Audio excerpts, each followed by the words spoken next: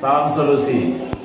Teman-teman semua, kita hari ini akan menemui beberapa kelompok dan dalam kelompok ini nanti akan mendiskusikan sesuai dengan topik-topik yang sudah dibagi. Kita berharap ada masukan, ada kritik, ada pertanyaan dari kita yang sedang mengamati video ini. Mudah-mudahan ini menjadi salah satu bagian dari proses pembelajaran kita supaya kemudian hari kita menjadi lebih baik lagi. Demikian saya kira untuk kita nikmati bersama diskusi ini. Salam solusi. Bismillahirrahmanirrahim. Assalamualaikum warahmatullahi wabarakatuh. Alhamdulillahirabbil alamin, wassalatu wassalamu ala asrofil anbiya'i wal mursalin wa ala alihi wa sahbihi ajma'in, amma ba'du. Yang pertama-tama marilah kita panjatkan puja dan puji syukur kita kehadirat Allah Subhanahu wa taala yang mana Ia telah memberikan kita nikmat kesehatan dan nikmat kesempatan sehingga kita bisa hadir di diskusi kita pada hari ini. Salawat dan salam marilah kita hadiahkan kepada Nabi besar Muhammad SAW, yang mana beliau telah membawa kita dari zaman kegelapan hingga zaman terang benderang seperti saat ini. Yang kami hormati Bapak dosen pengampu mata kuliah Filsafat Pendidikan Islam, Bapak Dr. Usiono MA. Jadi kami dari kelas BKPI 2 kelompok 4 yang akan membahas tentang hakikat alam semesta dan implikasinya terhadap pendidikan Islam. Jadi di sini saya Aprima Sonia Nasution, NIM 0303213061, dan teman saya Triana Salabina Berlinting, NIM 0303211013. Saya Nurjahan Maimanah, NIM 0303213090. Jadi di sini kami akan mendiskusikan topik kami. Jadi saya ingin bertanya kepada teman saya Trianisha, menurut Anda bagaimana? Apa pendapat Anda tentang hakikat alam semesta itu? Baik, menurut saya sebagaimana dikemukakan oleh Al-Syaibani bahwa alam jagat atau natura ialah apapun selain dari Allah Subhanahu wa taala. Demikian juga menurut Quraisy Shihab, semua yang mewujud selain Allah Subhanahu wa taala, baik yang telah diketahui maupun yang belum diketahui, manusia disebut alam. Karenanya, alam semesta bukan hanya langit dan bumi, tetapi meliputi segala sesuatu yang ada dan berada di antara keduanya. Tidak hanya itu, dalam perspektif Islam, alam semesta ini tidak hanya mencakup hal-hal yang konkret atau dapat diamati melalui penglihatan manusia saja, tetapi mencakup juga segala sesuatu yang tidak dapat diamati oleh penglihatan manusia. Kalau menurut Saudari Jihan, bagaimana pendapat Anda tentang hakikat alam semesta? Baik, menurut saya alam semesta ini diciptakan oleh Allah untuk kepentingan manusia agar manusia dapat menjalankan fungsi dan kedudukannya di muka bumi. Jadi alam adalah laksana panggung buat manusia, sebuah ladang tempat untuk menyemai benih, tumbuh dan berkembang, serta menikmati hasilnya sebagai anugerah Allah. Jadi kalau menurut pendapat saya sendiri, alam semesta itu adalah segala yang ada di langit dan di bumi. Jadi alam itu juga bisa didefinisikan sebagai the universe, world, condition, state of being.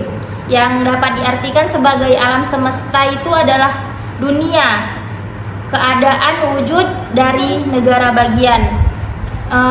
Alam berasal dari bahasa Arab, yaitu al-alam, satu akar kata dengan ilmu atau al-ilm, yang diartikan sebagai pengetahuan, dan al-alamah, yaitu pertanda. Disebut demikian karena jagat raya ini adalah pertanda adanya Sang Maha Pencipta, yaitu Tuhan yang Maha Esa. Alam dalam bahasa Yunani disebut dengan kosmos, yang berarti serasi atau harmonis, karena alam ini ada dalam keserasian dan keharmonisan berdasarkan hukum-hukum yang teratur. Selanjutnya, menurut Saudari Jihan, apa sebenarnya tujuan penciptaan alam semesta itu?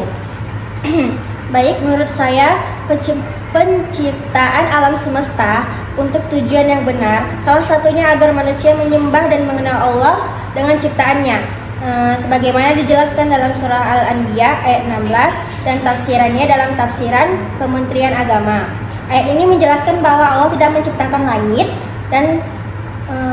dan bumi serta semua yang terdapat di antara keduanya dengan maksud yang sia-sia atau main-main. Allah menciptakan itu semua dengan tujuan yang benar yang sesuai dengan hikmah dan sifat-sifatnya. Kalau menurut Saudari Tianisha, menurut saya tujuan penciptaan alam semesta ini sebagaimana Al-Quran secara tegas menyatakan bahwa tujuan penciptaan alam semesta adalah untuk memperlihatkan kepada manusia tanda-tanda keberadaan kekuasaan Allah. Di samping sebagai sarana untuk menghantarkan manusia akan keberadaan dan kemahakuasaan Allah, dalam perspektif Islam, alam semesta berarti segala sesuatu yang berada di dalamnya diciptakan untuk manusia. Dan fungsi konkret alam semesta adalah fungsi rububiyah yang diciptakan Allah kepada manusia, sehingga alam ini akan marah manakala manusia bertindak serakah dan tidak bertanggung jawab.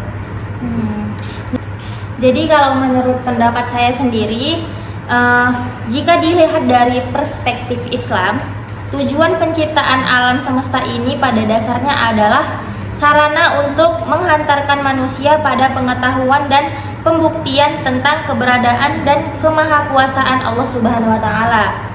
Secara ontologis, adanya alam semesta ini mewajibkan adanya zat yang mewujudkannya. Keberadaan langit dan bumi mewajibkan adanya Sang Pencipta dan menciptakan keduanya.